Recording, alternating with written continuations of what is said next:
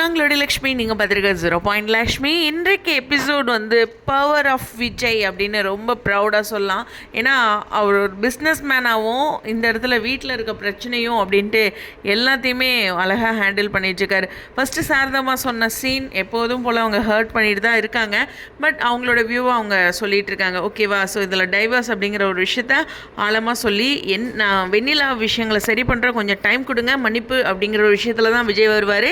இருந்தாலும் அவங்க சொல்கிற ஒரே விஷயம், உங்களை தான் வேண்டான்ட்டு வரோம், எங்களுக்கு யார் வெண்ணிலா அப்படிங்கிற மாதிரி அவங்க சொல்லிட்டுருக்காங்க. ஓகே, அது ஒரு பக்கம் இருக்கேன். இங்கே ஸ்டால் சீன் இன்றைக்கி உண்மையுமே எனக்கு சூப்பராக தான் இருந்துச்சுங்க. எவ்வளோ பிரச்சனை இருந்தாலும் அவங்க வாழ்க்கையே அழகாக தான் வாழ்ந்துட்டுருக்காங்க விகாக். அது ரொம்ப ஸ்பெஷலாக இருந்துச்சு. ஸோ இந்த இடத்துல வந்து ஒரு அப்பள பிஸ்னஸ்க்கும் ஒரு பெரிய ஆர்டர் வந்திருக்கு. அதுவும் இன்றைய கட்சிகள் ஸ்பெஷல். அது விஜய்னால். அதே மாதிரி பார்க்கும்போது விஜய்கிட்ட அவரோட என்ன சொல்கிறது, பேட்டி அவர் ரிலேட்டடாக நியூஸ் போகிறதையும் கேட்கும்போது அதெல்லாம் ஒன்றும் இல்லை அப்படிங்கிற மாதிரி சொல்லிடுவார்.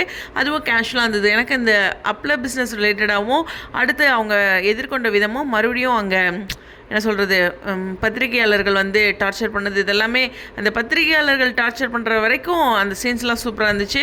இருந்தாலும் அவங்க ரெண்டுத்துக்குள்ளே ஒரு புரிதல், காவேரியோட விளக்கமும் கரெக்டு தான். இப்போ காவேரி இதுக்குள்ளே வந்து சண்டை கட்டி என்ன ஆக போகுது, கரெக்டு தானே. விஜய்கிட்ட அவங்க ஸ்ட்ராங்காக இருக்கேங்கிற ஒரு ஹோப்பை கொடுக்குறாங்க.